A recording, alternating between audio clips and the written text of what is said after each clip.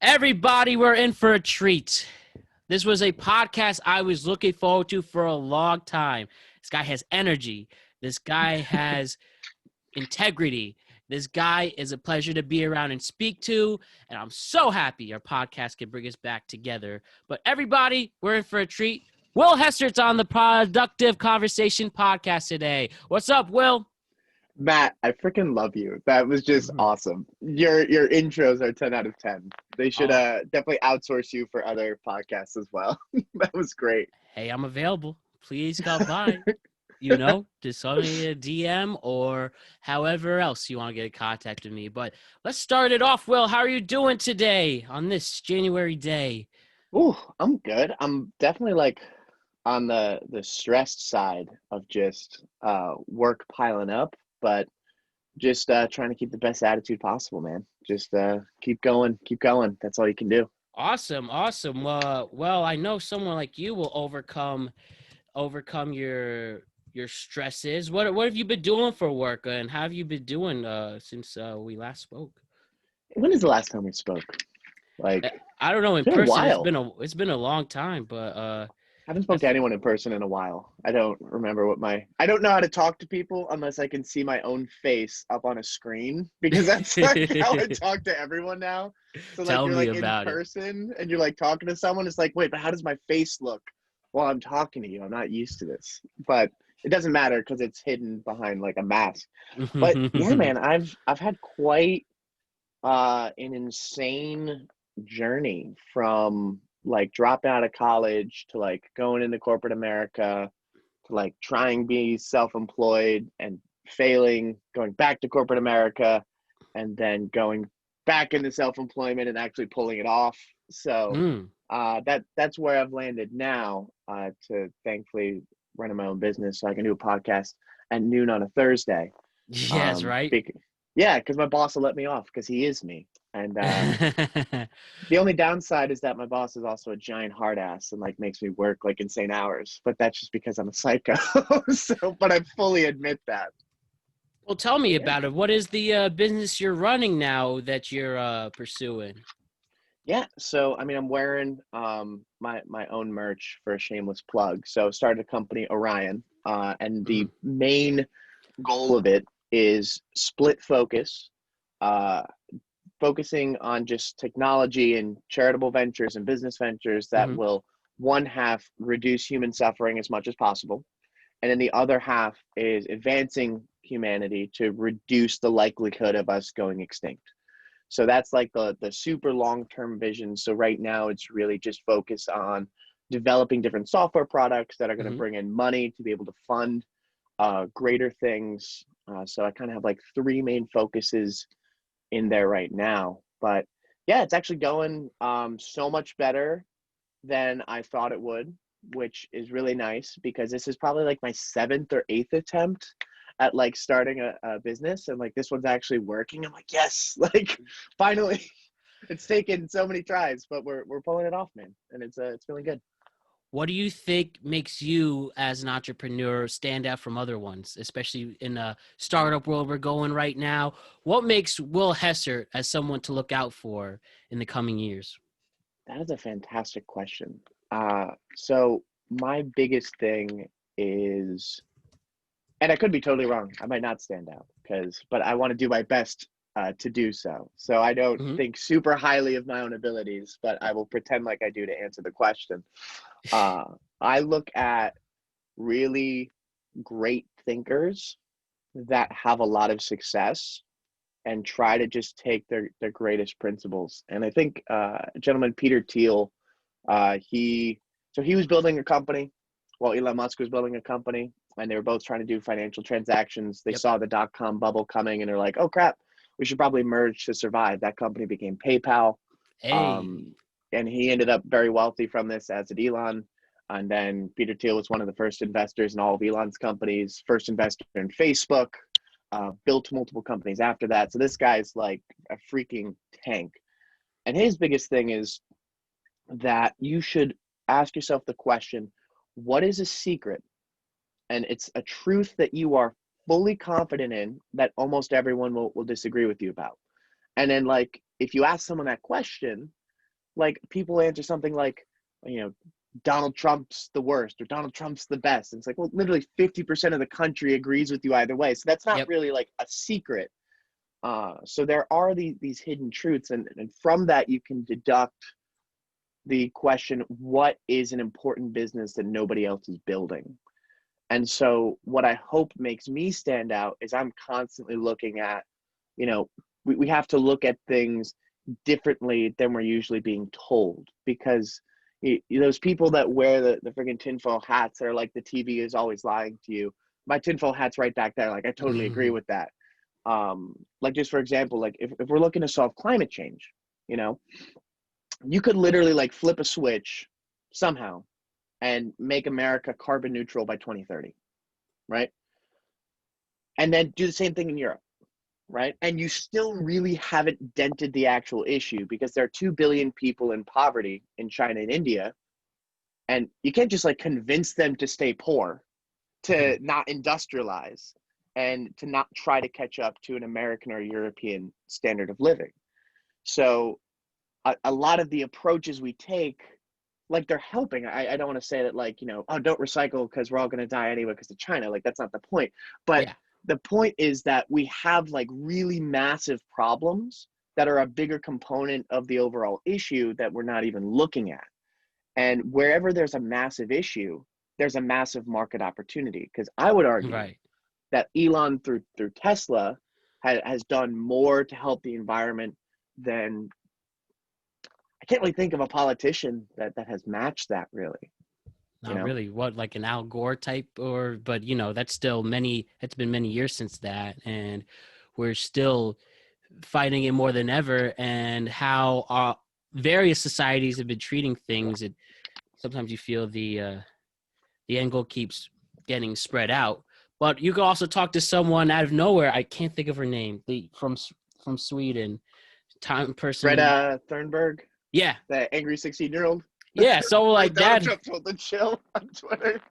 I mean, it just shows. I mean, she genuinely makes some valid points, and you know, and we're talking specifically environmental issues, and you know, she's the one taking the different approaches. And like you, like something engaging at is critical thinking, and well, we have to think of stuff that people aren't thinking of. That's what creates the genuine world. And I really admire someone like you like that. And why do you think, at least you in particular, was there anything you know growing up, or that, or just seeing various influences that makes you realize, okay, I have to specifically think about something that no one else is to make an impact with the world? I think part of it was I don't know why, maybe it's just because, and this is why I love to like shit post on Twitter and Instagram, is that part of me like likes to kind of just like go against the grain on, and so I always like wanted to be a little contrarian. Yes. Um, Now that's not being a contrarian though for the sake of being a contrarian. It's just as illogical as following the crowd, but at the same time, now everyone hates you.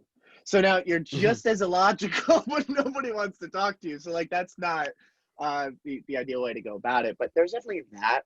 I mean, the goal to make a massive impact really just I'd always like kind of like thought about it, because like you see your heroes and you see like all the cool stuff that they do, and like hopefully like every 5-year-old like wants to be successful when they grow up. Like every 5-year-old's like, I want to be an astronaut, I want to play for the Yankees, I want to do this, I want to do that.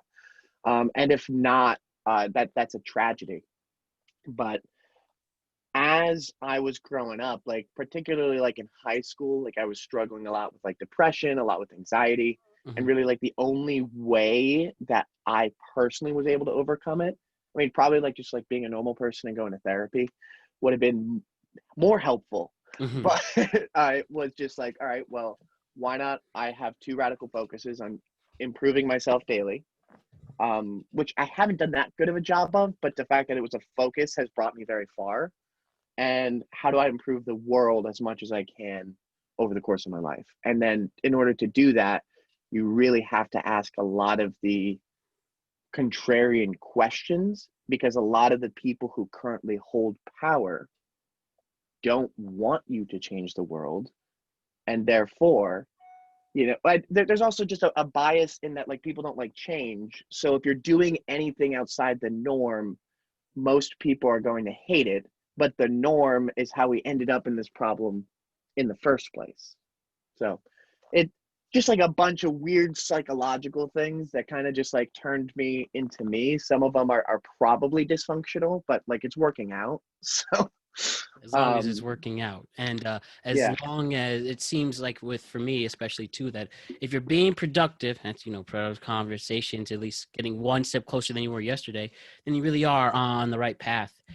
And one of the other vibes I get from you and what you're preaching is there really has to be some self-confidence and almost to be blunt, almost a self-love that if you are going to pursue all these things, you have to remember that you're the only fan.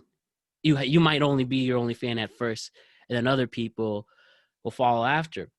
And like that's what, especially with me with this podcast, whoever, as we continue to grow our audience, creating content and booking guests, at least for me, at the end of the day, I just want to make a podcast that my guests realizes how cool they are, and then at the end of the day, I'm happy with how the show goes. Like that's and we be productive in that sense. Like my goal of this is not only to, continue to create content because I'm still unemployed. I lost my job most of the pandemic while still doing some form of media and continuing my career that way. But I just genuinely like what I'm doing and contributing myself as a storyteller, which is what I ultimately want to do. Are you someone who, and I think that all of that comes from is having a self-confidence and knowing that it's good enough and that it will eventually grow. Do you think that relates to what your own goals are, and especially with whether it's Orion or yourself as Will Hessert? Damn, that was deep. But I mean, first off, thank you for sharing that. Yeah, sorry you lost your job, but I'm also Okay. like happy that you've ended up in a place where you're just like taking that to have massive future gains because now you have time. Literally. Yeah. It's the way it's happened is I've always my affinity for movies and TV. I felt like when I was in high school, I was one of the few who was just as much a film nerd, even more now. But I've seen so many people really fall in love with content creation, specifically since the rise of TikTok and the social media apps, and taking movies even more seriously. But I still been that way since before it was cool. Or I should say before it was more mainstream. It's always cool, but we have more people joining that wave. But having said that, always focused on trying to make it in movies and TV, and still am on that path. I was working through college, and then a few years after being a PA, still want to be a producer. But I lose my job actually just a little right before I had a TV show I was working on that ended at this production company. We were working on a couple of shows and projects that didn't pan out. So just was finding my next gig as everyone else usually in my position is as a freelance production assistant. But I've been doing that for a few years. So I have enough credits and experience to be what the next step would be a production coordinator or an associate producer. Mm-hmm. But I was interviewing for 2 shows the week that COVID hit, including one of the major late night shows. I'll type it to you right now to show you which one. I was interviewing for this very show at the 2 days before, right? And you see, I worked at that conglomerate right before, so it was working out. I really think I made a good push, but the pandemic hits. That's in March. Obviously, didn't get hired because of that, probably. Or if somebody truly beat me out, good for them. But we'll just never know because of the circumstances.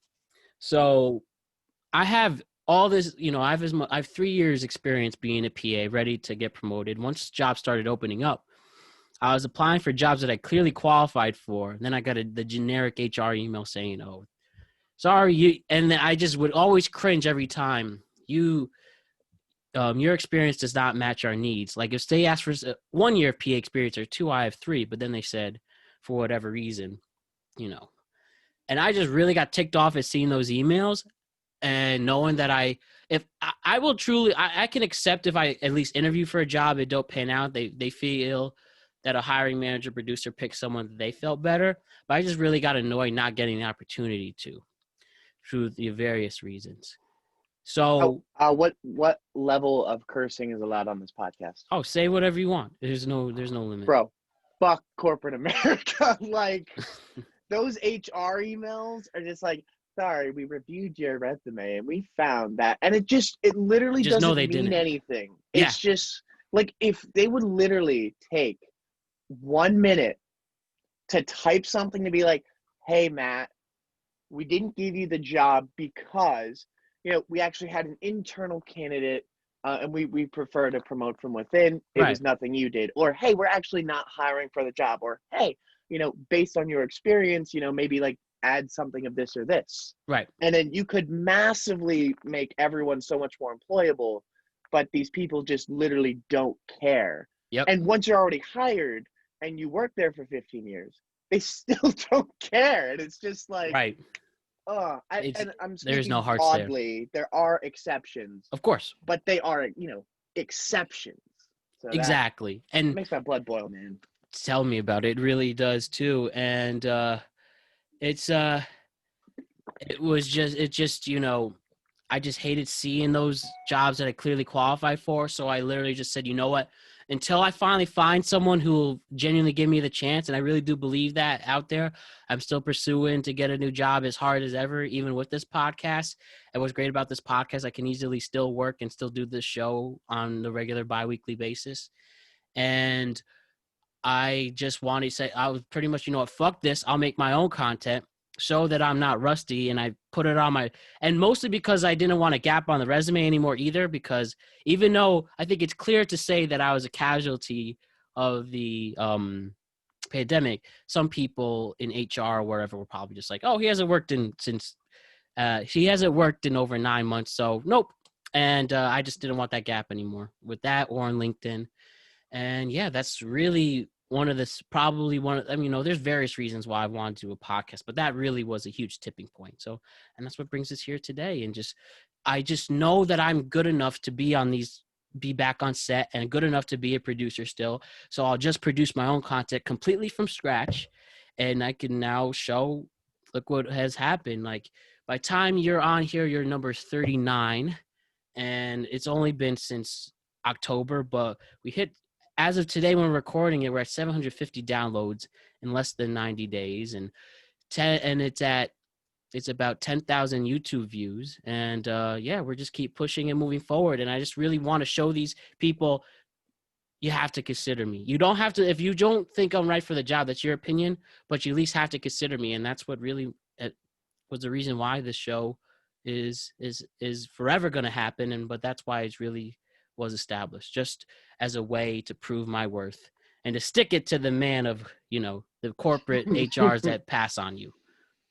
I love that, man. I mean, someone has to stick it to them. And it sounds like, well, no one was giving you a chance. You gave yourself a chance, because Exactly. A lot of people don't want to start something because, like, as long as something remains a dream, you can't possibly fail at it. I mean, in actuality, you fail at it by default, but it doesn't feel like you failed to have never attempted. But you went out there and you attempted, and you're crushing it. So, and it's 100% because you have Anchorman behind you. Like, that's at least 90% of your success. But the last 10% is all you, man. Like, it's all you. It's that's what's great about this, and the various studios, and hopefully in a non-COVID world, I'd love to have you in studio too. And we have cameras set up here and everything. But yeah, I just want to show my worth. I interviewed for a job right before the holidays at that same conglomerate as the show I told you about. And this was a conglomerate I've interned for and PA'd previously. So I figured use my background is a good choice. But I just interviewed with this. I'm going to do interviews with this background. You'll at least remember, oh, that guy did good with Will Ferrell in the back. And if you could see me with the various people, there's Emma Stone behind me winning an Oscar, Jimmy Stewart, Donald Glover in the cast of Atlanta. We got Django, we got The Rock, we got Barack.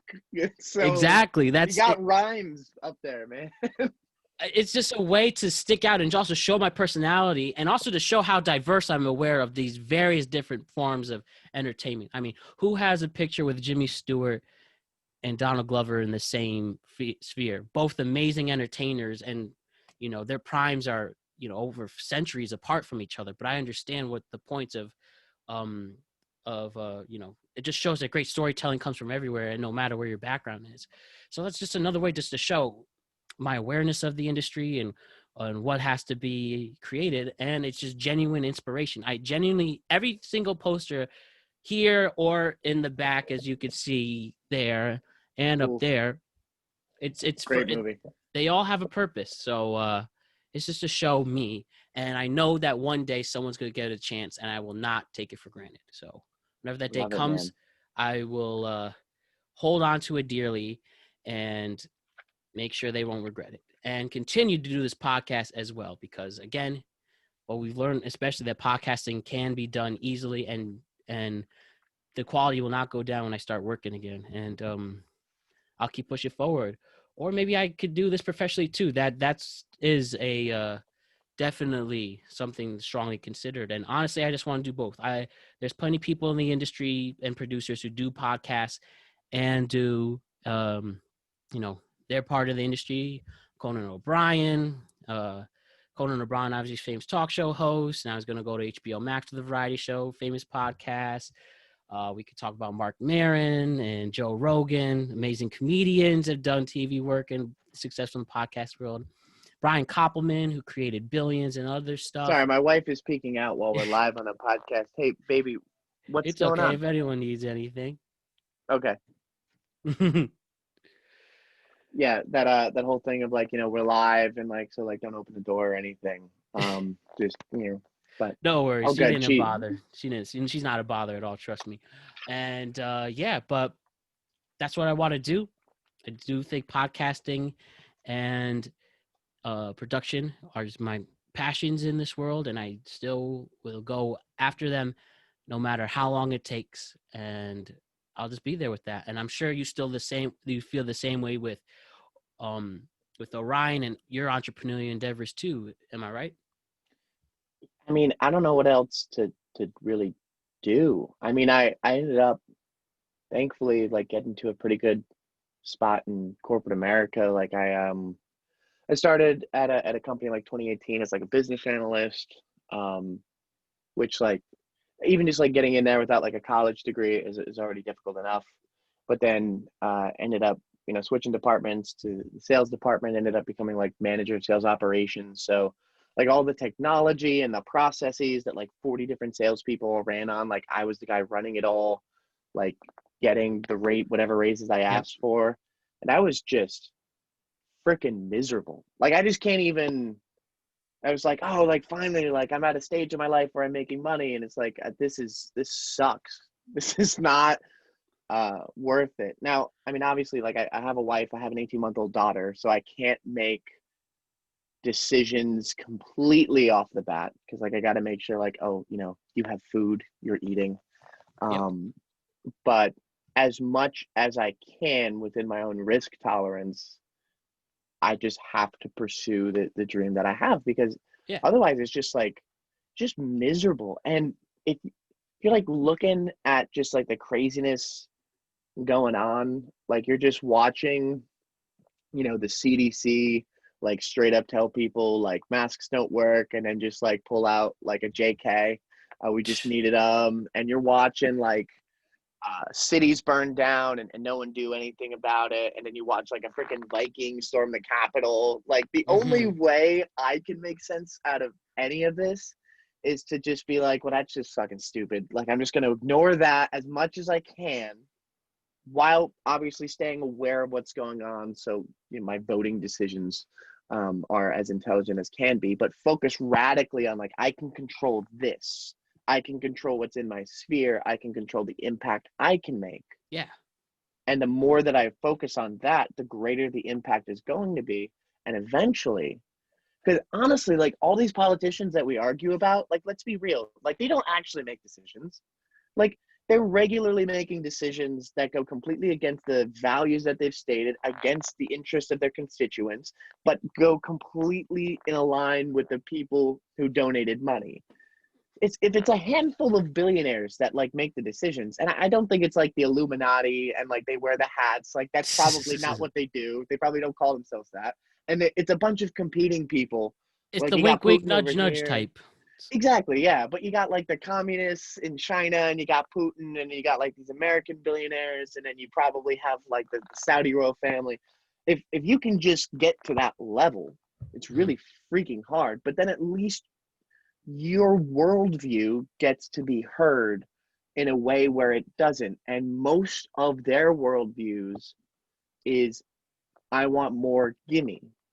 So if we can get at least a couple of people to that table where it's, hey, let us all have more, here you go, in terms of worldview, then we could radically change so much of the world. And I will say that the world is, by just data, getting better. And when I say that, people get mad. But like, if you look at the rates of poverty, it drastically decreasing, childhood mortality around the world drastically decreasing, death overall from disease or violence or warfare, all drastically decreasing. However, this century does have a couple of really important turning points coming up that we are completely unready for as a country, as a world, as a species. We're just like we don't know how to live in a world when AI can do everyone's job better than they can. Mm-hmm. Like we have no, I mean, self-drive Teslas are driving themselves far safer than humans are as of 3 years ago. But 4 million people in America drive a truck. Like, what are you going to do when they're all... Yeah. Excellent like, point. and that's $187 billion in savings if you automate trucking. So you can't, like, convince UPS to not do that. Like, that's just... everyone and their mother who has any kind of stock in UPS would sell it, and you'd collapse the entire company. And it also doesn't make sense to just, like, ban technological developments, because if the United States does that, well, like, China and Russia aren't. Nope. And now the big bad guys who are our biggest geopolitical threats now have their economies scaling faster than us because they've embraced technology. But we also can't just have 4 million people lose their jobs and just throw them into an already terrible welfare system. And we have thousands of things like that coming up. And we are not prepared. And the people in charge, or at least the people that pretend to be in charge who are paid by, other people, don't even like talk about this crap. Like, they talk about stuff that matters so much, in my opinion, so much less. But this is the only way I stay sane, is like doing my best toward what I see are the actual huge issues coming up, and not... but that opinion makes a lot of people very mad at me, so I don't typically share that in conversation. But this is a productive conversation. Exactly. So and I must. I thank you for sharing that, and don't be afraid to let your views be out there, as long as not offensive and you're willing to open the conversation for other people. I actually do agree with you. I genuinely believe, deep down in the most blunt way, despite some humans' behavior recently, generally we are going in some right of it. We're going in the right direction somehow, some way. There is a light at the end of the tunnel, even if it's small. As you mentioned with, already, not to reiterate what you said, but as you said, things are getting better technologically. We're living longer. I mean, I understand we are in a pandemic, but this is going to eventually end. Have you ever seen Apocalypse Now? Robert Duvall as the I believe he was a commanding officer, said, this war is going to end, and it did in Vietnam. So, not comparing obviously war and pandemics, but I'm just saying history has fair shown comparison, one way or another for sure. But similar body count. Right. But nothing lasts forever. That includes the bad stuff too. And as more prevailing heads, if we're talking pandemic, at least we do have a vaccine out there that seems, for the most part, seems to be doing its job. We can obviously talk about how, we should probably have more people vaccinated at this point, but it is there. And I think it just shows that even as a world, we can't come together. Obviously we need all hands on deck with big pharma. That's a whole debate about big pharma's impact both negatively and positively. But big pharma has come together to create this vaccine, and people are preventing. It is doing its part for the most part, even though it is taking time. And the vaccine, at I think December 15th was the very first day it came. We're recording this on the 14th of January. It's only a month in. We need to let this keep going, and we're starting to now have senior citizens is next in line to have the vaccine. So basically what I'm saying, all of this is we are progressing. And even though I understand we see various opinions on Twitter, and we've seen, people who genuinely believe that the world is crashing. It isn't. It really is not. We are going to get through it. Time has shown with that. We have been in much worse positions, and I think we just have to trust the process, Will. And I know you do that. I believe that, and it is going to get better. It just has to naturally. We can only go up from here, Oh yeah, I mean it's been worse. Like Cuban Missile Crisis. Like Yeah. there was a week where, and by the way, every single one of Kennedy's advisors were like, invade Cuba. It's the only way to take out these missiles.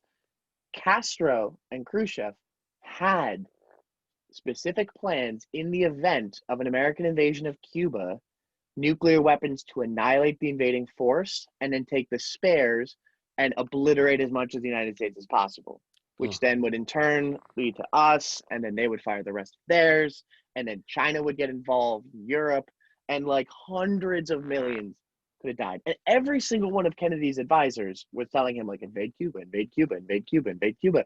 And the man had not slept for like a freaking week. And he still stood up to them. Like, we've been that close to the end. And like, it's certainly not ideal to have, freaking maniacs storming the Capitol. Like, don't get me wrong. Like, it's not good. But it's been so much worse, and we've still overcome that, like, to just give up hope. The data doesn't agree with hopelessness. It just doesn't. So, and I think it's at a certain point, it's just like emotional exhaustion. Yeah. But I mean, the media makes money by getting you to believe that the world is ending, because that's what gets you to click on their article, what gets you to watch their show. Mm-hmm. I mean, CNN was like in 2015, they thought they were going to go out of business.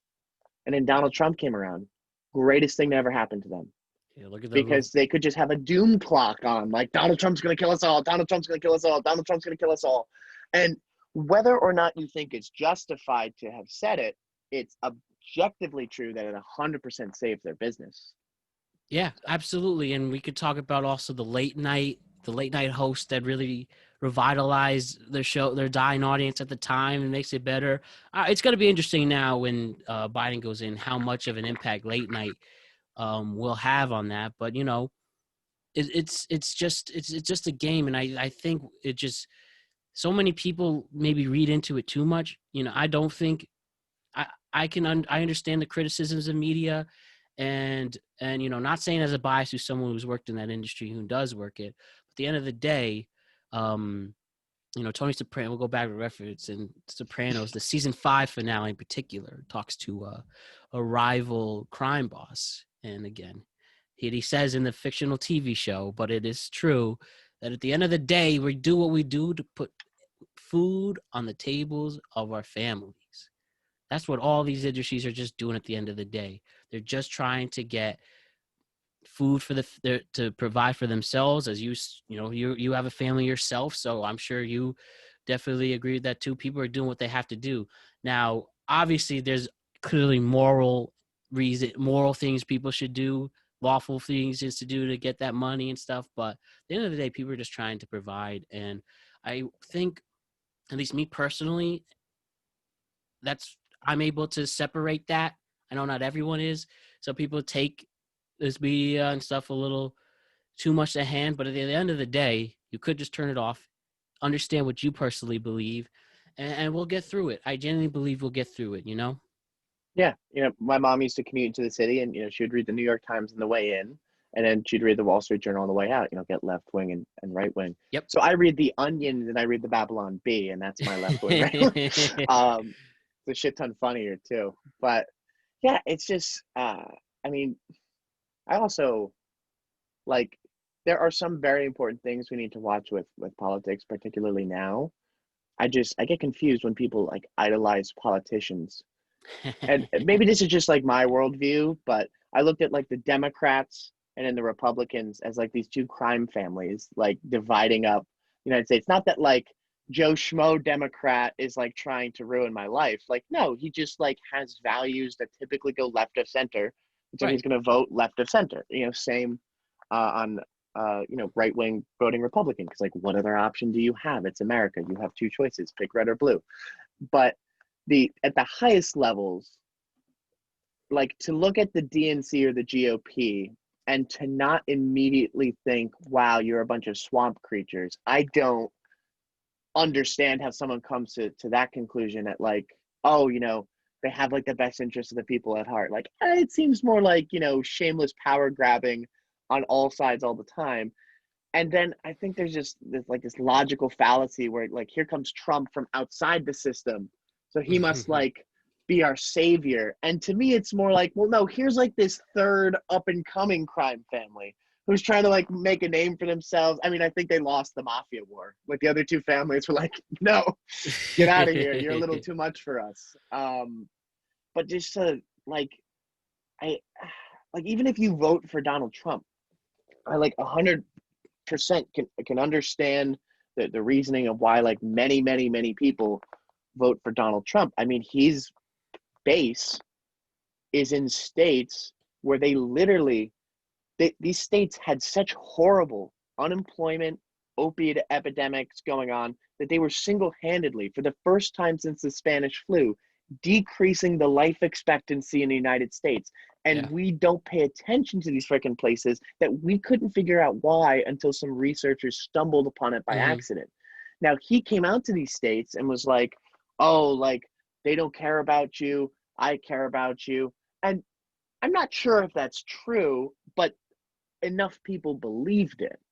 So now people like idolizing him and like, make America great again hats. And I don't know. I can't really picture like wearing a hat of a slogan of like any politician. And I have a couple that I really like. Like I'm a big Andrew Yang, Tulsi Gabbard fan, but I just can't like why are you idolizing these people? Like they're just yeah, it's like watching Game of Thrones and being like, oh, like Daenerys win, but she will burn down your city with the dragon. So it's like, I mean, yeah, I have Barack Obama on this wall. And the thing is with me and politicians is not the only one I truly do admire is Obama. And it's because of the person he is. I mean, he just has an amazing story, just coming from humble beginnings to be president of the United States. Take the politics, policy, and all that aside, this guy overcame the odds to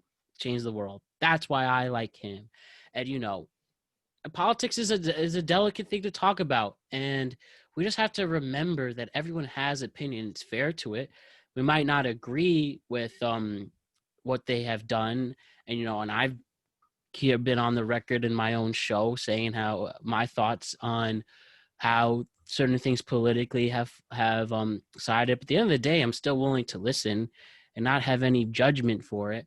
It's just I think the only time that it really got emotional with it was my other podcast with Ryan Page, the Tweet Cap, about where we talked about and how people of a certain ideology, various ideologies decided to make the decision to storm the Capitol. I mean, that's the only time they really got emotional for that. But I was just didn't want to see my country's second most important building next to the White House, arguably the most important building, get attacked like that.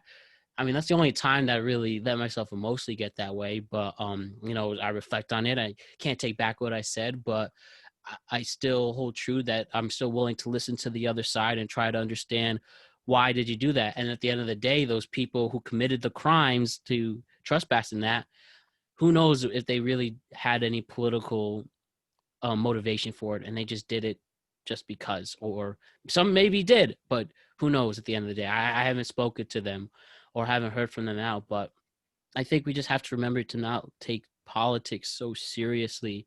It's definitely important. I'm not discrediting politics and political science and stuff like that, but we just have to remember there's other parts of life too. You know, Yeah. it's Disney, Pixar soul. At the end of the day, you have to focus on yourself at the end of the day, even beyond your career ambitions and likes and dislikes. It's about yourself. And do you think there's a world where we can remember that type of thing, or they're not? I personally gonna go. I'm just, if we're answering this gun to my head, I think certain individuals will, certain individuals will not.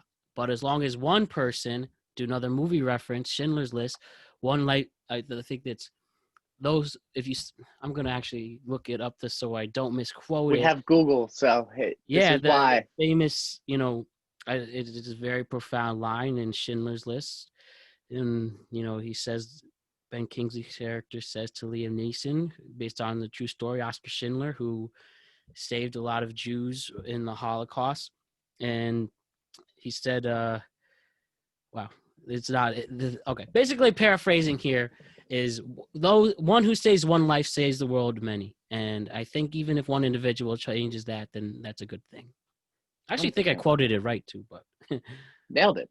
I think so that's an interesting question. I think we could, if we like educate people, because immediately I'm imagining people being like, I mean, at least to me, it's like, I mean, you're like a white man who's well off, who's like cisgendered and like Christian, and like I have like all like the privilege check boxes. It's just Mhm. like I'm literally like 10 for 10 on like the privilege side. Um, and so I know, and some people would say that like therefore my opinion is like invalid on the topic, It's or not at, true. at minimum like reduced. All our Um, opinions are valid, no matter who we are in this world.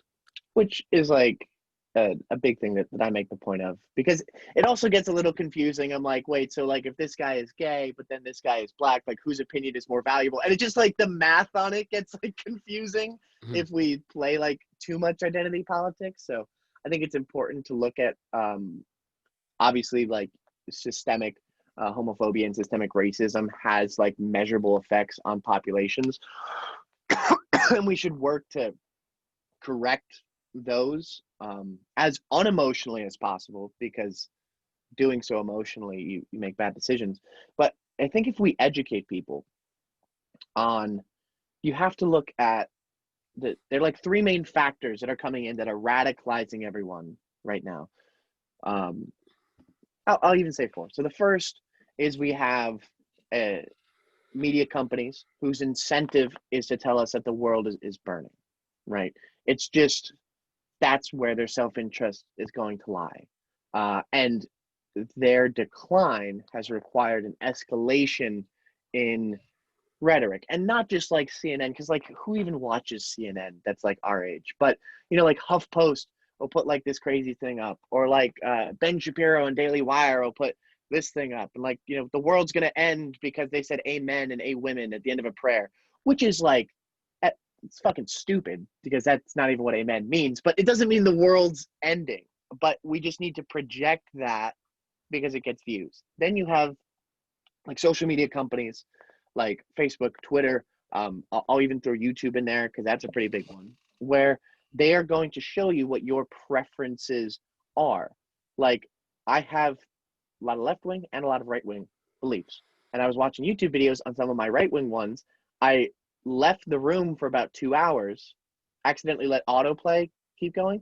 I come back and I'm literally getting like Nazi propaganda, and I'm like, what the? And so I'm like, I hopefully like enough of a critical thinker to be like, no, Nazism's like a really bad idea. Like that's like a little too far right. Like Yeah. let's bring this back now. But there are a lot of people who aren't, and are angry and are looking for outlets to their anger, and radicalism provides that. And then you throw into all of that, there are tens of thousands of people who work for the Russian government, the Chinese government, the North Korean government, and the Iranian government. And they go on to American social media and just start shit because it destabilizes. There was Yeah. Russian GRU in the crowd that stormed the Capitol. Literally there, starting shit. I mean, you go back to the 60s and KGB agents were organizing anti-Vietnam War protests on college campuses.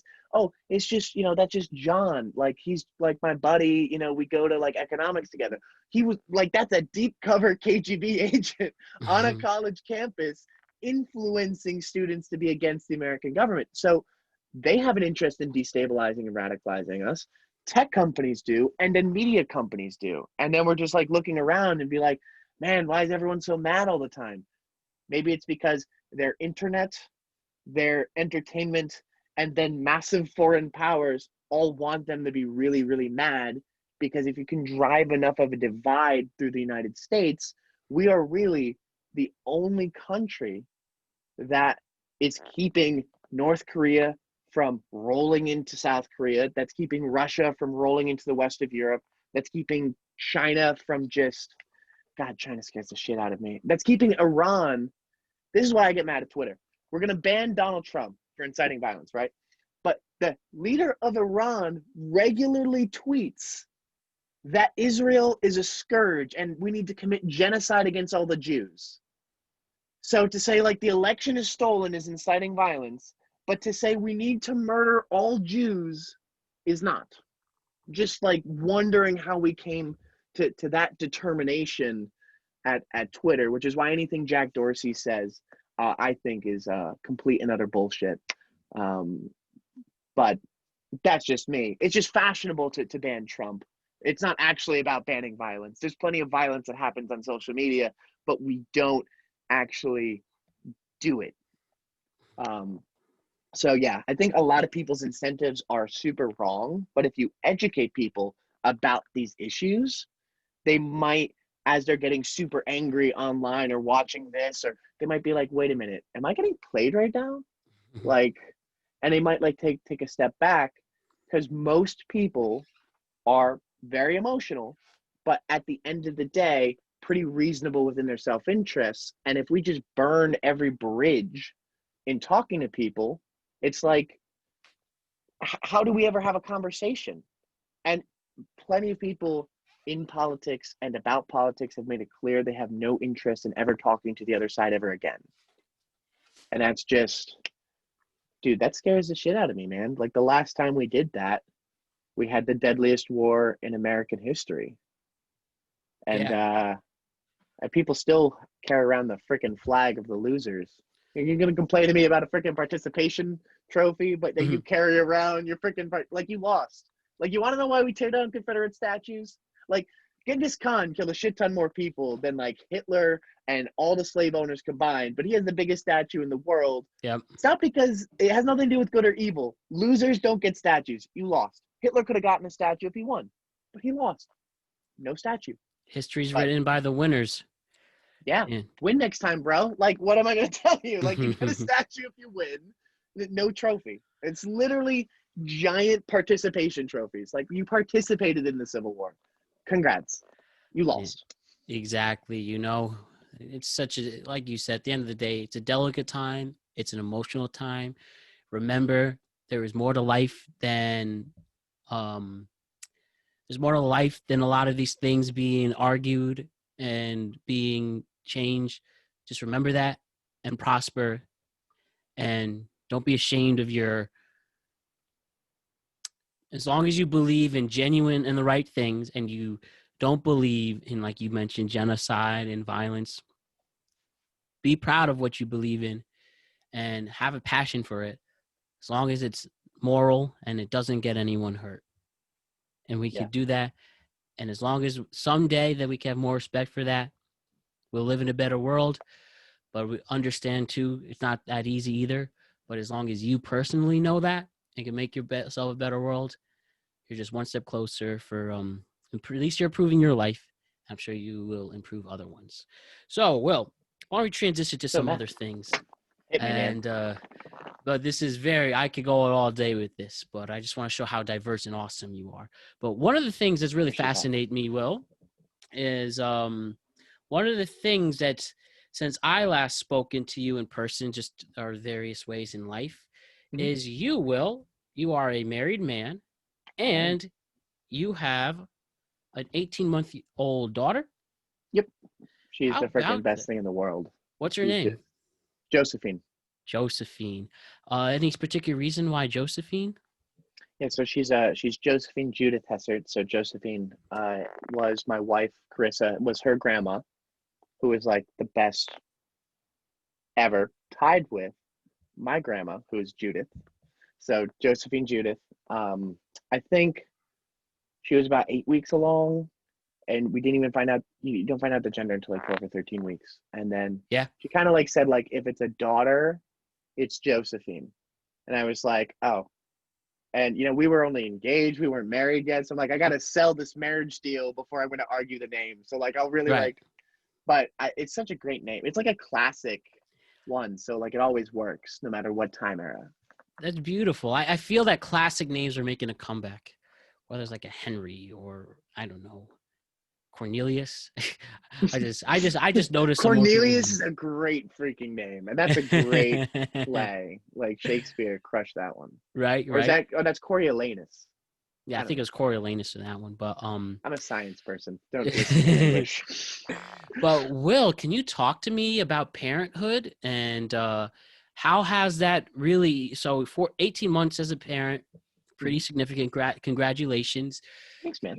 Can you just tell me, what's it like being a parent, especially in this world, and what you must be seeing and seeing the world your daughter's entering must, I'm sure, raises some eyebrows one way or the other. But can you walk me through what it's like being a parent in 2021 for you, and being an entrepreneur and all that?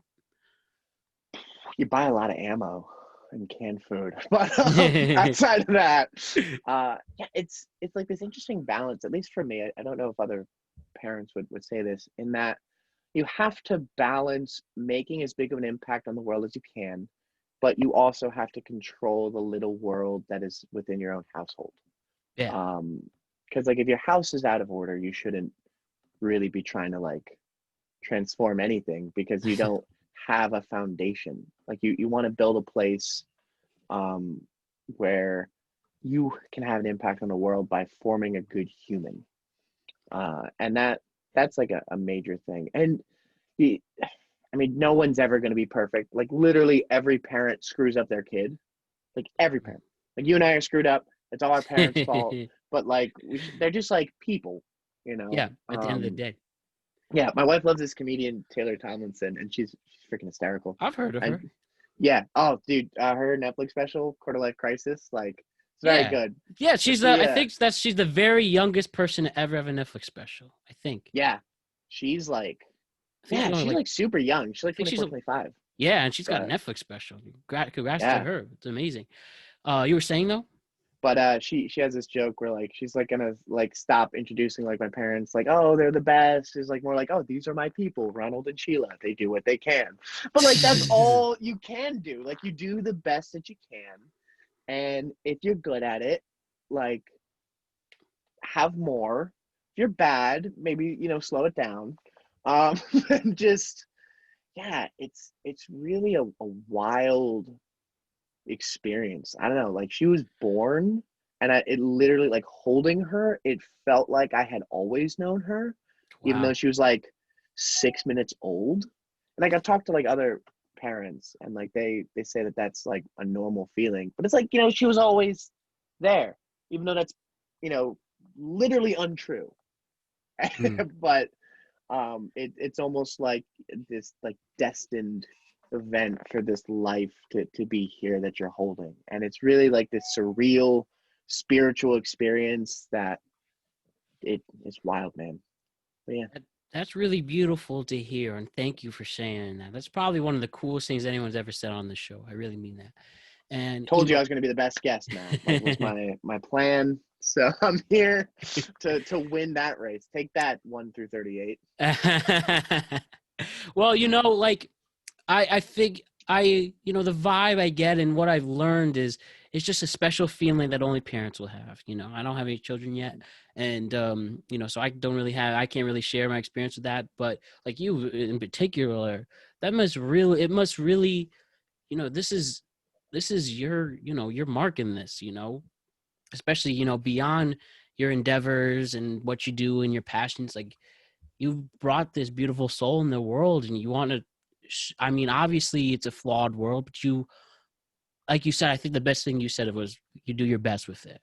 That's all you can do. I'm sure any of us with our parents, all we ask is they do their best. Some are able to do it, some aren't, but as long we could really appreciate anyone who makes the effort, especially in this world. I mean, it must have been something, witnessing the Capitol getting stormed, and you have an infant. And Mhm. can I ask, like, do you have any, hesitations or like wariness, once she's old enough to be aware of what's going on and comprehend? Does that make any effect at all like that? Hmm. I mean, I don't think it's discouraging us from having more, because it's almost like, I mean, I think my worldview is correct because I'm me and a human, and my wife and I share values, which is how we got together in the first place. So like, the more little people we have, well, it's like more people who have Yeah, that like worldview like growing up. like I didn't mean like, oh, is this going to make you be wary of having kids? I'm just saying, like, maybe wary is the wrong word. I'm basically saying, like, how are you going to approach, how do you approach parenting, especially in the world we're going in now? And hopefully you have more kids if you are interested in that. I think it's just really interesting that anyone who's coming into in a Trump world and post-Trump world, that must be, attitudes and raising kids in the social media world, especially, that must be unique. Like, that's what I was really going for. Oh yeah, that's interesting, especially because like my opinion is like, of like the Trump post-Trump world, is that Trump actually created something for people on the super far right to relate to, and so he was actually a little bit of a dam and less of the river. Hmm. So we certainly, like, that things will be worse post Trump than were Trump, and that depresses people for me to tell them, so I just don't share it. But and then like you have a daughter in the middle of it. I mean, thankfully, like right now she's like 18 months, so like, we're up to like 8 words, so there's not like a lot of like, well, Start Josie, this somewhere. is what happened at the Capitol today. It's more just, she's like, ball, and I'm like, yeah, we can play catch, and then I roll it to her because like, I mean, I don't have the hand-eye coordination to catch things at 24. She doesn't at 18 months. Hopefully she has her mom's genes there because her mom's a pretty good athlete. But yeah, I think a lot of it is going to be like, I'll let you know when I get there, because a lot Yeah, of fair enough. That's fair parenting reason. is yeah, I mean, like, she woke me up at, 2:10 in the freaking morning this morning, and then like that, and Is she, it true that you don't really have much sleep at this point of life now? That's what I've heard. One thing. I don't know. it, Maybe some kids it's kids are different, but weird. It depends on the kid. Like, yeah. my mom talking about me to me was just like that she had only gotten 30 minutes consecutive sleep in the first 2 weeks, and that um she did switch me to formula from breastfeeding when she started like dreaming about like throwing me in the dryer, which like people would be like, that's horrible. I'm like, you've never been that tired, don't you judge. Right. um I think the first 3 weeks was kind of rough, and then she hit like a really good rhythm, so we got super Yeah. lucky. And then just something about the new year where we lost all rhythm, and just like waking up in the middle of the night for no reason. So like, the last, what is it, the 14th, last 2 weeks have sucked in terms of sleep. Hmm. And they're random, especially when they have like growth spurts, because then they just wake up and they're yelling or they're teething and they're just upset. But I mean, you just kind of get used to like feeling tired, Yeah. and so it's just like not a big deal. And babies nap, so if you're getting real desperate, just nap with the baby if you can. And yeah, Hmm. and also like, if you have a two-parent household, like, trade off um some things, because if you can't have one parent losing their freaking mind, because that's Right. now you're down to a one parent household, the other one's like in the fetal position in the corner. me. And so, you need to balance that out as much as you can. But yeah, it's a fucking weird world, man. It's Yeah. yeah, when like my satire news is like less crazy than like my regular news, I'm just like, oh geez, I'm just gonna turn off this phone. I don't even know what to do with this. Yeah, I mean, it's a responsibility, and I mean, we're not trying to discourage, but it's just that's just the realities. But in return, you help have someone who could contribute to the world. I mean, maybe your daughter becomes president of the United States one day. It starts with you, or a major CEO, or whatever she decides. If she wants to be a painter or a musician, I think there's Yeah, really something admirable about that, and especially as you get older, and you just see what world, and you just care. You just care that they could provide for themselves one day, and that you are a positive influence on your child. I assume. yeah, I'm down for her to be president. So you have to be 35, so only 33 and a half years, and then we'll get her up there. That's gonna be She has fast. the kindest heart, like already as a baby. Really? How Um, so? I don't, like it's weird. Like Does she share? oh yeah, and she's just like she'll like accidentally hurt people because like she doesn't know that like you shouldn't bite me. Um, Fair enough. but and then like you teach her like no, don't do that. But if she knows that she hurts you, like her like soul is like ripped apart, and she's just Oh, like a puddle. Um, and whenever there's like another kid, like she's always sharing her toys, and that's a good um, sign. I gotta be honest, like she's so young that I don't think like parenting style could have really had like that much of an effect. You think it could So have it been just natural? yeah, like I'm becoming very much more nature on the nature versus nurture, having like watched it. Because I've heard like parents say that like your kid's born with a personality. And I always just kind of like suspected that that was just a way of justifying the fact that they did a shit job as a parent.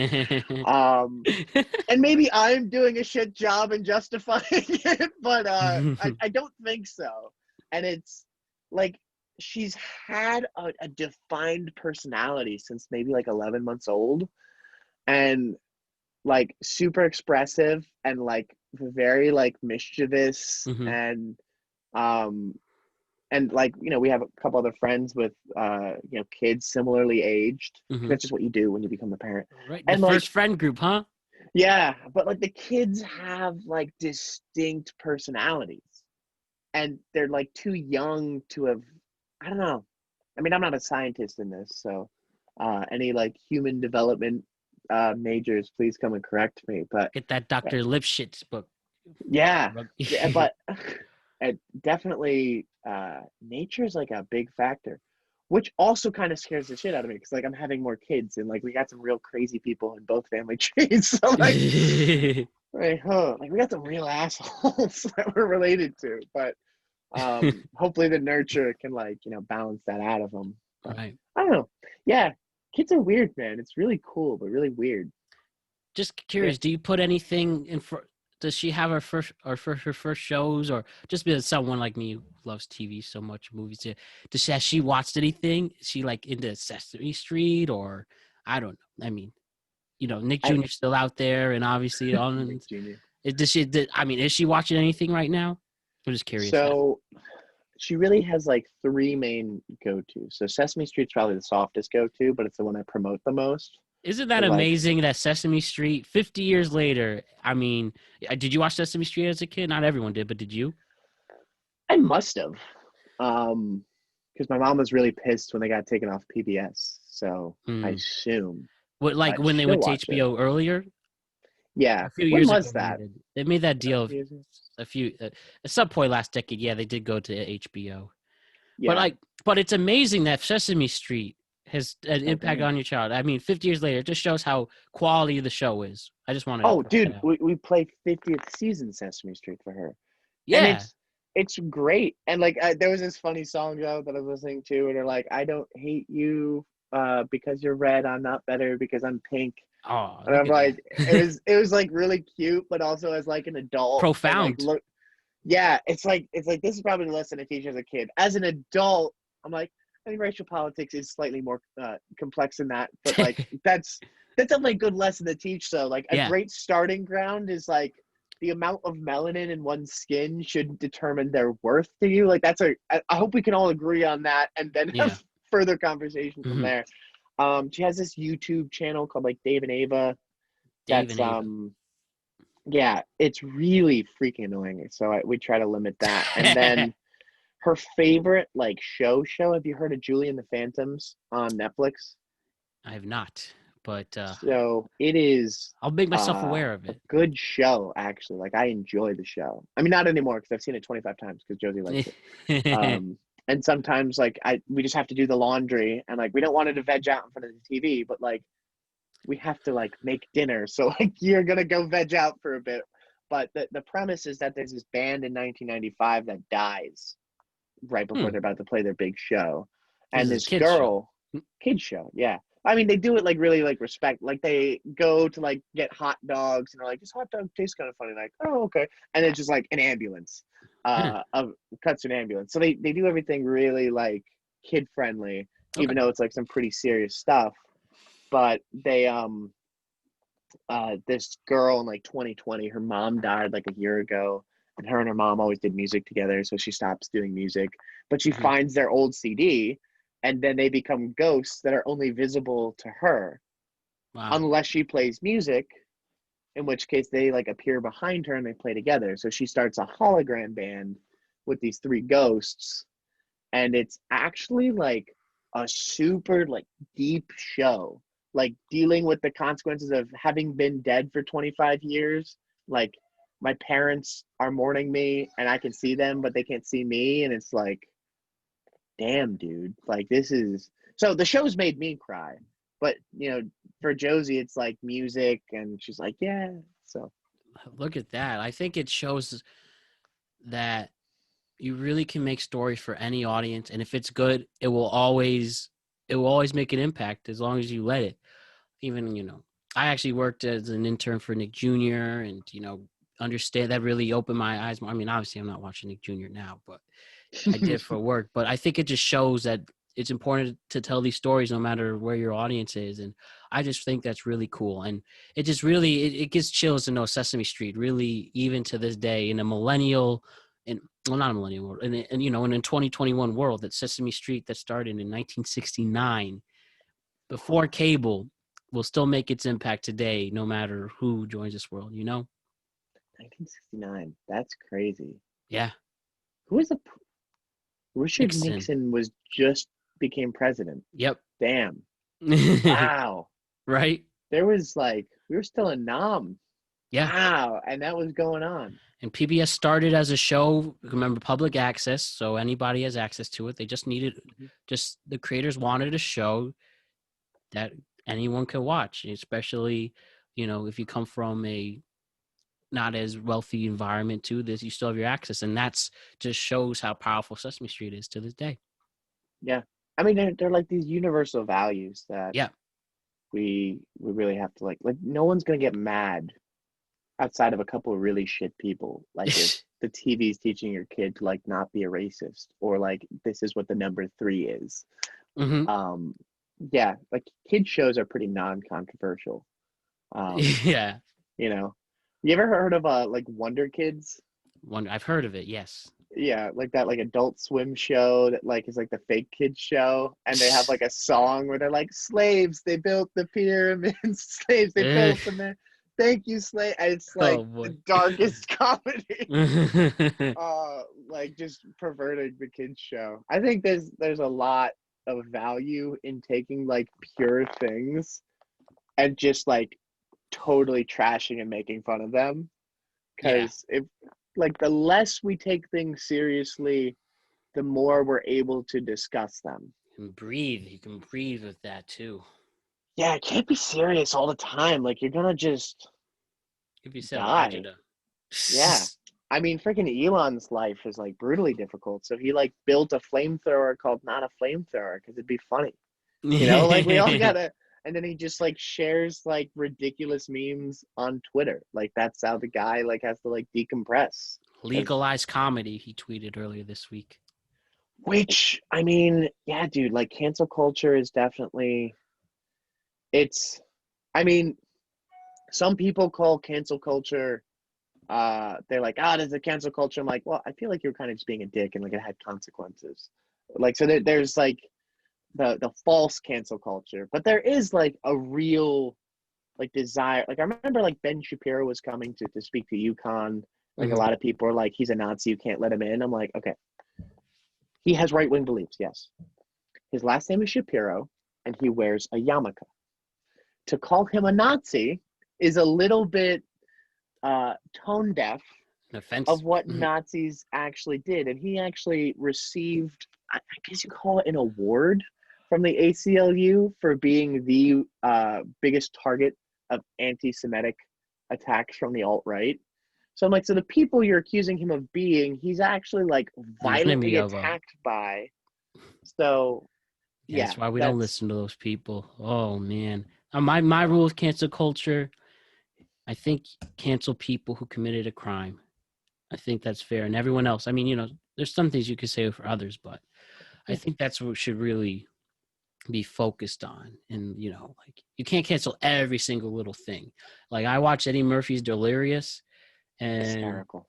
it's great. But the first he says a really bad homophobic line that I will not repeat and agree with. But I mean, if someone really could really make a story to make that removed and stuff like that. I mean, that's not the only thing. He's a legendary comedian. He did apologize 10 years later for it. So, back in 96, he apologized for it. But, I think, and what he said was wrong. Yeah, But I think people just need to look at the big picture first before you just cancel someone you don't know. And it's tough for yeah. comedy. I think there's a difference between doing a bit and then your actual personal beliefs. Like he was just doing a bit. I even think back then he wouldn't necessarily agree with that. I don't know. I'm not him, but Yeah. don't you agree with that, Will, that we should separate people who do bits than their actual beliefs with comedians who've gotten canceled? Like, obviously what Will Louis C.K. did, he should get canceled. If anyone, if Yeah, everyone, don't jerk off in front of random women. yeah, I That's mean, that's a any good other, example of positive cancellation. yeah, like Um, any other regular person would be in jail right now. yeah, So I don't know how you're not like exhibitionism is. I mean, it's a real kink, and like I don't mean to kink shame, but that is also super illegal and like super yeah, rapey, and like you shouldn't. Like Bill Cosby got canceled, and I think all of us are okay with that yeah, because he also exactly. went. He's in prison, right? He's in Just prison. He is in okay, jail. good. Yeah, and he's old, so I'm assuming whatever his sentence is essentially a life sentence Yep, because good because like fuck that guy. But absolutely. yeah, I mean, there's just it's it's complex in that there's two different avenues there. Right? Like it's like three different things rolled up into one. And that one, like comedians are not separated from like the jokes that they make. Like Bill Burr is one of my favorite freaking comedians. Oh yeah, He's amazing. But he literally like makes like jokes about like genocide and this, that, and like he'll like make like very like racist jokes. And like I don't want to play like that he has black friends, but like his wife is black. Like yeah, he's right, not, and he's like when he's talking serious topics, he's like super anti like against racism. for sure. If you don't joke about something, like if I forget what the quote is, and I forget who said it. I'm definitely paraphrasing it, but something along the lines of like if you're gonna tell something to someone that they disagree with, like make sure you make them laugh or they'll surely kill you. And so comedy becomes like one of the only places we can discuss things that we disagree with. And it becomes because if we're laughing, we're more open to actually having the conversations that matter.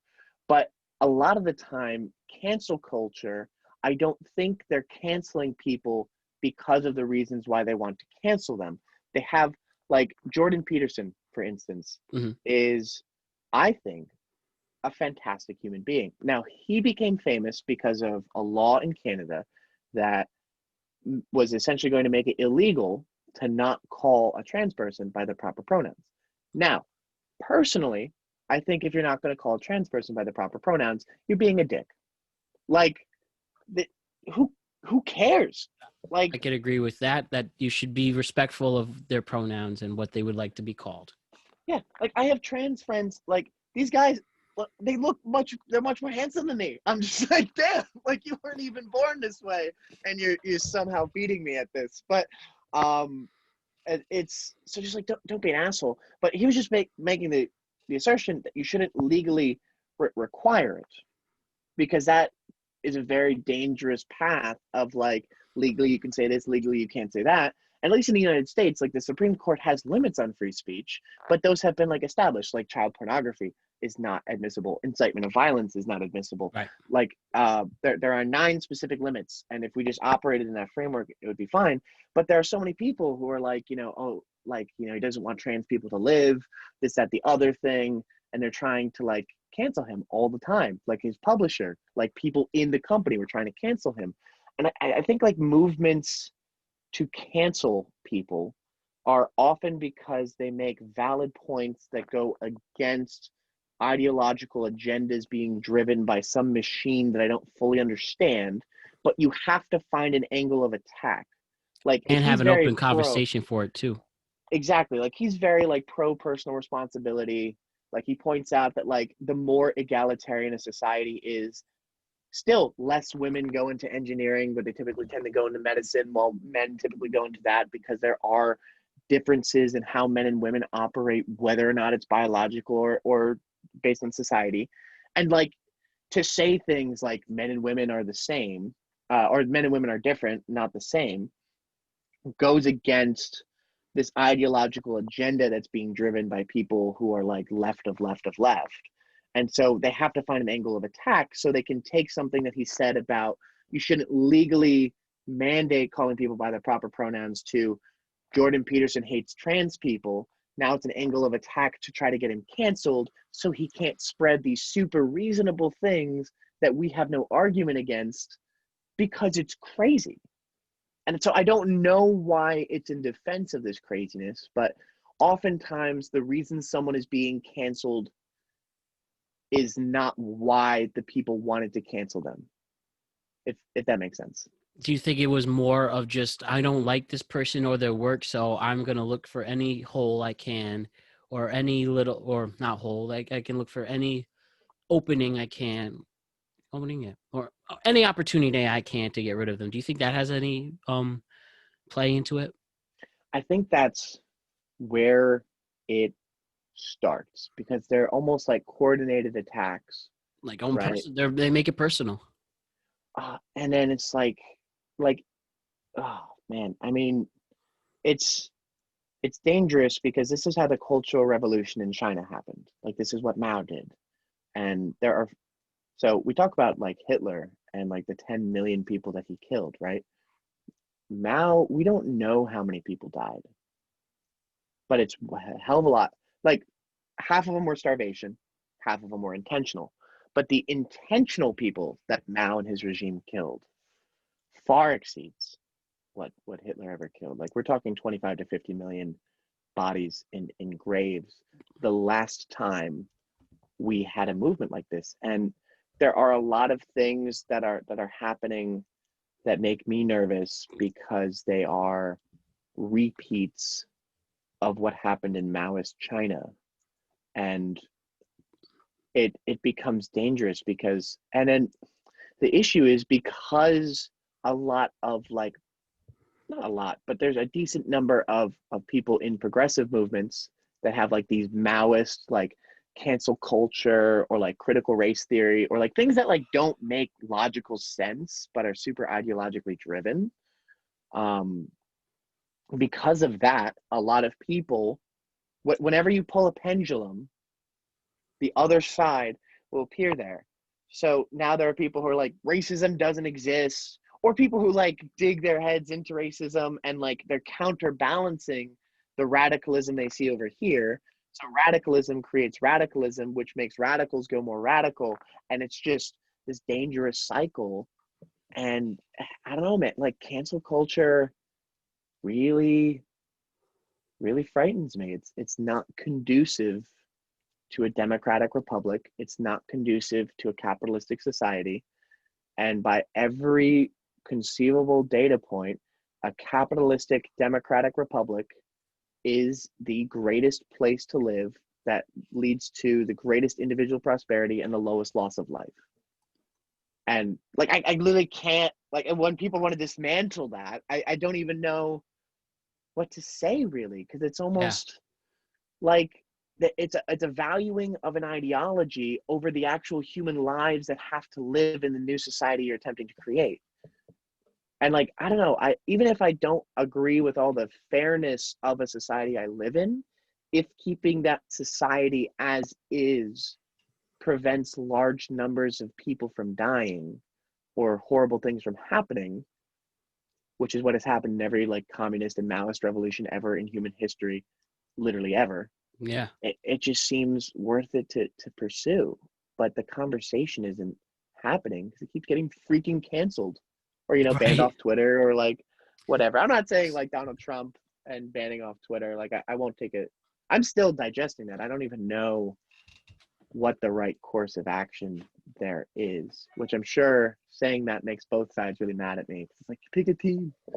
But that has a lot of downstream effects that we need. Like even like Angela Merkel and I forget the president of Mexico, they both came out like no, we hate him too, but don't, a private company shouldn't be making that call. And yeah, man, very few things make me as nervous as cancel culture, only because if it was just a bunch of people who wanted to cancel people, it's not a big deal. But like major institutions are using it as a weapon to eliminate the people that pose threats to their power. These are the same people that are going to let us all die of climate change and, you know, go to war with Iraq and Libya without any. So yeah, I'm nervous and I have a couple of ideas on how to fight it, but I'm not confident in it. So I think we just need more sane people. I don't know. Yeah, it is a very delicate subject. It's, you know, again, that's how I personally I think if someone genuinely committed a crime, it's a fair reason to cancel them. But I think there's a difference between doing a bit and then also, you know, doing a story too that is fictional and that people could get so revved up about. But, you know, so we just have to really does show we have to really account for ourselves and do the right thing. Hey, well, one thing, just I want to ask a couple more things before we've done it for an hour and a half already, and it's been great. It's been really great, and I just want to just stamina, man. Let's keep going. I appreciate it. I just I'd love to have you come back again. I just have to be done by 2, but yeah, no worries. But I really want to come back because we have so much more. Would you want to come back? I mean, yeah, dude, come through. I will definitely. I will single-handedly be the reason that you are famous or canceled. Either way, I'm going to take full. No. Well, we'll definitely avoid. I'll take the famous part, not the canceled part. I'll respectfully decline. You'll cut those parts out. Yeah. Yeah, guys, I said a lot of horrible things early in the podcast. That's why the podcast isn't as long as you'd expect it to be. Matt, cut it all out. But yeah, I mean, seriously, man. Besides that, I think you're an awesome guest, and you really, really add to it. So, thanks, man. Appreciate I know that. you'll help lead the way to getting some more notoriety for the show. So, thank you. Notoriety for just being an entertaining guest. That's what will help. You'll help create with that. So, appreciate that. Basically, in high school, you and me went to high school. What do you miss about Norwalk, if anything? What do I miss? That was, Norwalk you know, looking back. I mean, now I'm 8 years graduated, and you're 7. Like, wow, can you believe? Am I that old? Yeah, we graduated 2014. Yeah, or I did, and you graduated 13. Year before. Shit, it's been whole 2020s. Wow, went through us and back. All right, next question. I hate this question. No, Jesus, wow. What do I miss about Norwalk High? I mean, you know what I want to say? Did you have Mr. Carl, the civics teacher in social studies, and did the paw print? I had him for civics, and I did, what the hell was that? Project Explorer with like a Project Explorer, yes. Yeah, I had him in Seaburg.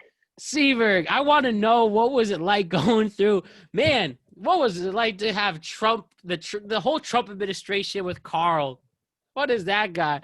I haven't seen him in a long time, but man, That would be I wonder how he felt about this. that. I would love to see that. You know, I mean, probably Mr. Couture is, Couture, the being legend. honest, the You legend. want to know? This is true. When I made this podcast, I genuinely said I would love somehow, some way to have Mr. Couture on. Glenn Couture, come I I through. think I need the show That to would be have awesome. either if we need to have the show grow more, but or just to show its notoriety. I would love to have Mr. Couture, even if it's many years down the line. That's a genuine dream guess of mine, Yeah. Mr. Couture. I mean, he embodies like the act of being a troll, but like, But a lovable one. well, it's because he loves, Oh, like he loves to like pretend like he doesn't love people, but he like loves human beings. Like oh he's yeah, just one of the best people I have just ever known, and he like for real. keeps it on the DL how good of a person he is. But like the shit that that guy's willing to do for his students, It's like, amazing. oh my gosh. Dan Genuinely Sullivan's fascinating another person. amazing person there. Like Oh, that he guy was works great. his face off. Yeah, because like one of my best friends, Sean Sullivan, when he passed, Yeah. Dan Sullivan worked closely with, unrelated to Sean Sullivan. Mhm. It's just a common name. My middle name's Sullivan, and none of us are related. But Dan Sullivan worked with Shelly, who's Sean's mom, and myself, and helped like get like a memorial scholarship Yeah. set up on just like Beautiful. whoever like embodies the most of like Sean's energy. And so he was super transformative. Um, I think honestly, like band is probably, and I know I sound like this ex cult member, but that's just because I am. I remember when you did you like freaking tore your ACL or something? I remember I heard a shriek out of you my Mhm. freshman year that I've never heard out of another human being. Like I've never heard someone in that much pain, and you took it Yes. like a freaking tank. So yeah, I was in the band. I was in the archive marching band, and yeah, my sophomore year, your junior year, we were marching. I didn't tore the ACL, but I dislocated the kneecap again, which was a recurring injury. Oh, To be too graphic, and yeah, it yum. just it fell. What was great, just the wrong turn came out, but I fell. I fell on a perfect position where the kneecap can go back into its socket without hitting a ligament. Just pure luck, and that's what happened. And Wow. yeah, the archive band has been is never talked about the band before on the podcast, so this is a first. And Oh, we got to tell the viewers of the cults that we were in the and archive our band. experiences. I mean, I'll be straight, like, because people like hear like marching band and they think like American Pie. Like, so what? Did you have a bunch of sex? And like, maybe someone else was, Far but I from was it for like, me. yeah, I was a virgin throughout high school, and that a lot of reasons for that, and probably all of them my fault, but it wasn't a lack of trying. Same here, But bro. Don't worry, you're not the only one. yeah, it's okay. That it makes you successful later on. I think don't peak in high school, kids. It's not good for you. Seriously, But man. it like it was just so freaking intense. Like, cause band camp was just like 9 a.m. to 8 p.m. like on the hot asphalt in the August heat, and then you got like 3 3 hour things throughout the week, and then you have an all day Saturday, and I just was not prepared my freshman year for that level of work. Like after Mhm. my first day at band camp, I like came home and like cried. I was just so tired. My mom's like, dude, like were kids mean to you? I'm like, I wouldn't notice if they were. I'm just so tired. I just want to go to bed. But like the notion of like, you run laps if you're late, or you do push-ups when you make a mistake, and it created like a standard of excellence that I'm sure people experience to a far greater extent than band, but like in the military, it was run very militaristically, and it really gave me a lot of discipline. It gave me something to focus on. Like I was so depressed my junior year going into my senior year, and when we won, championships my senior year, and I was probably putting in, because you know how many hours a freaking week band is. I was probably putting in another like 15 hours a week, working one-on-one with people in my section. But I was like assistant drum major, and so I felt like I should do other things. And so I'm like working with like these kids who play trumpet, these kids that play mellow, and like we're gonna do like extra sectionals and like do some workouts with like this group, because like they're not like by the end of this 8-minute show they're out of breath and can't play loud, but that's when you need to blast it. I like have that was one of the greatest feelings of accomplishment in my entire life, of just I've worked so goddamn hard for this, and we won by like 0.1 points, and dude, that was just the 0.1 greatest feeling, man. But yeah, we were in a cult, I guess is what the viewers should know. But it was a good cult. We didn't, die. We didn't get murdered by Jim Jones, but it was a positive cult. Yeah, like I said, the Norwalk High School marching band for Matt Brown. I have to, I don't really reflect on it or talk about it much. I didn't really enjoy it at all, to be honest. And I will say there genuinely are things that I learned to take back, that I will take back with this day, especially being late. Actually, ironically, was one of the best lessons I got from it, because I guess, you go late for band practice, and you run laps. And to this day, I really try my best not to be late anywhere because of that. You have that too, where you get like anxious. Oh yeah, like residual band.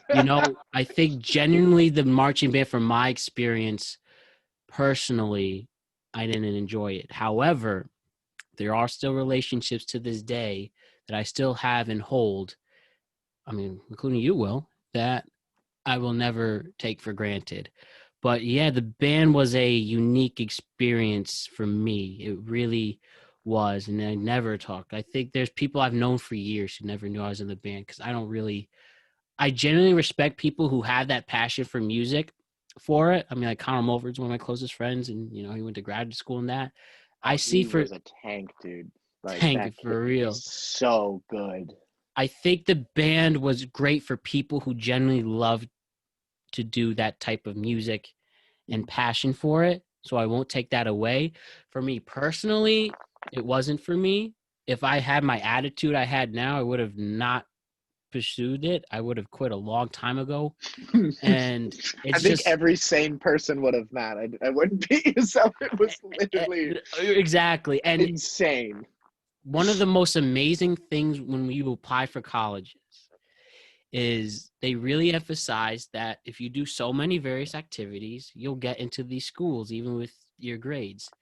That is just not true. I think college admissions are solely on your GPA and I don't know, and some schools aren't making an emphasis on SATs, but I really think it's just a GPA. You can honestly do nothing, but if you have a 4.5 GPA, you can get in an Ivy League school. I really believe that. And see yeah.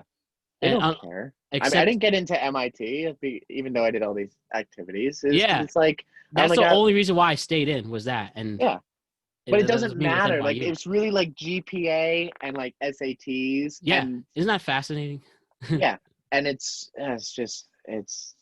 so college admissions process. I mean, I ended up even dropping out of college. It didn't matter, but I'm mad at colleges. I think it's, for so many people, it doesn't make sense for them to go. I love watching people who, like, I've heard like shitty comments about because like they didn't go to college, like, oh, like so and so, like, too dumb. But like, I like to just have conversations with people just to catch up. Like, your entire Facebook list you can talk to once a year, because just wish people happy birthday. Right. But like, there are like kids out there making $150,000 a year who, like, these other like $35,000 a year accountants are like, what an idiot, didn't go to college. And in major debt. So like, who's laughing now? But they don't even know how dumb what they're saying is. And it's just like, when people are pretentious to people who don't have a degree, it's like, shut up. You work for someone else. Like, be quiet. For real. Absolutely. If you want to go to get a degree, I genuinely support it. If you don't, I support it as well. You could make just as much of an impact in this world. Like, I mean, like you said, you didn't get an MIT, even though you definitely deserved it. And Thanks, man. that was me with NYU too, but went to UHart instead, and then I interned with NYU kids, and so we ended up in the same place anyway. So what does it really mean? But Pretty much nothing. so I think I would have, if I could, I wouldn't have done the band and used that time to focus more on movie and TV stuff and podcast. If I could have hopped on podcasting then before everyone, I mean, podcasting really started to make a small push in 09, 2010. And I think at the end of the decade, it turned to a universal love, and obviously it's prospering now in the early 2020s. So I would have just rather have had that time to focus on that and even more personal skills, like just hanging out with more different people that would have helped. And there was nothing wrong with the people I hung out with bands. There really wasn't. But and like I said, there's some people, I mean, that I still respect and admire to this day from it. It just wasn't for me at the end of the day. And I would love to get more into that on why that's the case in our next Those podcast friendships for are sure. great, man, though. Like, we know each other because of it. I mean, like, Javon and I, and Javon Henry, myself, like, we're so freaking close. And we Please tell started. him I said hello. I respect that man a lot. And I see him He's creating best. courses and doing amazing work with his YouTube channels and stuff. Tell him I said hello. Maybe I'll even invite him to come on here. We actually started one together. We're like working on getting a YouTube channel going, focusing on helping people, like personal development, like their finances, like all of that. And dude, I just like regularly think to myself, if I was as good of a person as Javon Henry, like, Right. because I'm straight up not, like, I'm much meaner than him. He's just like the nicest human, and he just like deserves the whole freaking world. And I look at our joint venture with so much. It's almost like this weird pressure where like I really wanted to succeed, so we're both making like $1 million a month. Not so I can be making $1 million a month, but just like I want Javon to be like rich as hell and That's just beautiful. be able to, because he's such a good dude, and he just really, he really freaking cares just about people. I don't think I've ever heard anyone the bad word to say about him, pretty much ever, because like, Definitely. how could you? Right. Absolutely. Tell him I said hello. And like I Yeah, said, we know each other from and close with Ryan Page and Connor Mulford still. So those are great guys. in that sense, yeah, part of it was kind of worth it to enhance that relationship, even if at the time I was pretty miserable. But that's definitely a combo for another day. And I have only a few more minutes left. So, but seriously, I've had such a blast with doing this. Will, is there anything you want to say before is there anything you want to say before we go to our last segment? Anything? I will say, just as like a shameless plug, because I'm going to use your Please. platform to self-promote, I encourage it. which Javon would never do, I'm going to point out. But as we're scaling up our YouTube channel, I'll definitely be posting on social media. So if you have any interest in getting better at like money or getting better at like developing yourself, definitely check that out. And coming like within about the next month, I have built something that essentially a Chrome extension that just sits in the background. But whenever you go shopping on Amazon and eventually soon to be other stores, whatever you spend, it's going to give you a percentage back. Just send it right to your bank account like a week or two later, just totally in the background, whatever you're spending. So I know we're all broke right now. So if that can alleviate, just make sure that that's being watched. And there's pretty good money for people who refer others, sometimes even a podcast. So that's my sales pitch to you, man. I'll be your first sponsor. Honestly, please reach out for me for that. I am starting to work on that endeavor, the podcast. Once we hit 1,000 downloads, and we'll probably hit that in the next few weeks. You're at 750 right now, right? Yeah. Yeah, you're pretty much there. Yeah, so I'm happy to talk. I would love to. I'm trying to start getting sponsorships for it, and we will definitely be in touch with that. But I just want to have you on again, just because. I mean, you're a really great guest, Will. I really mean that genuinely. So, appreciate that. Excuse me. So with that, I would love to end this off. And yes, please be on the lookout for Will's endeavor. Do you have a name for it yet, or are we gonna still wait for that? The extension is called Better Buy, and the tagline is, and just to make it a meme, it's so you can buy better. Just because I want it to be as shitty and memeable as humanly possible, because that's the best way to spread things in 2021. Oh, absolutely. That's how you know Meme spread. That's how you know if you can meme yourself, you are going viral. But I mean, look at Twisted Tea right now. Sales through the roof.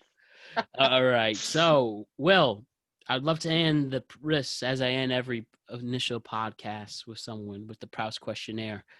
So, if you've seen Inside the Actor Studio, we answer with that. And I'm excited for your answers on this, Will. So, you ready? 10 questions, 10 final questions, then we'll say goodbye. Boom.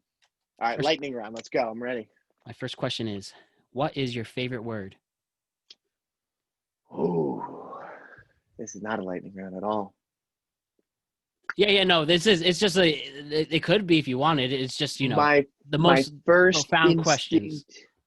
Is superfluous, because it just essentially means being extra, but the word itself is so extra that it's just like this weirdly ironic word. It's superfluous to say superfluous, which is why I enjoy it. Superfluous, bro. I love it. I love it. What's your least favorite word, Will? Oh, that's an interesting one.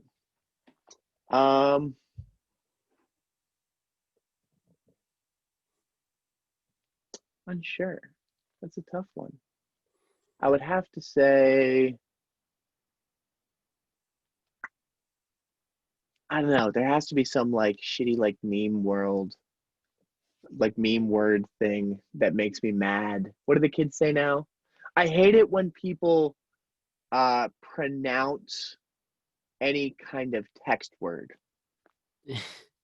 And so I'll do it ironically. Like I'll say OMG out loud just as like just to piss people off. But anytime you say like OMG like out loud as a phrase, it just makes me mad. So I'll say OMG. Okay, I like that. Yeah. OMG. That counts. It counts. It's a word. I'm playing it on the Scrabble boards. So this next question. When I say this isn't a sexual question. This is more of a life question. But what turns you on? What's your favorite word? Hey, I'll take it. Thank you. What turns me on? First off, my wife. I'm happily married. But second, that's a great answer. Really, just a chance to do good. Any place where that can be done is really what like fires me up. I love it. I think that's one of the things that turns me on in this world. So, what turns you off in this world? The biggest things. I mean, stupidity makes me mad, but like stupid people don't know that they're stupid, so. Can't really blame them. I think it's just evil, like just any kind of malice toward anything that wants to burn down progress. Really just pisses me off, like because it's always by people who are never contributing, and I think that's why they want to burn it down, is because they know they can't hack it being a contributor, and it's a hell of a lot easier to burn down a building than it is to build one. So, and we turn those people off. They suck. Question. They hate me. So, because I'm pretty open about how much I disdain their entire worldview. But that's just me. What sound or noise do you love? Ooh, that's a good one. Like it sounded like a really good fart. No, that's the first time I heard that. Honestly, and it's essentially like a music nerd answer, and I think like Eric Whitaker masters this, but if you have like a really like dissonant chord, but it's done with human voices that are like perfectly pitched, it's like weirdly it's a painful yet one of the most beautiful sounds just ever. It's just freaking. And I think Eric Whitaker's amazing because that's like his whole music is just like dissonance resolve. But yeah, I might actually check that out. Yeah. What sound or noise do you hate?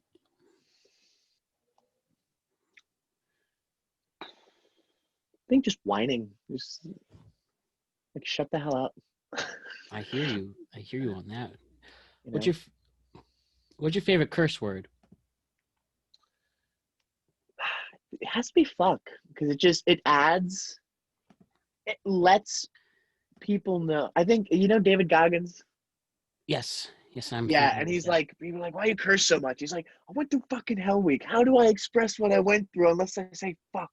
It's like, that's fair. Like you literally like can't explain his life without that word.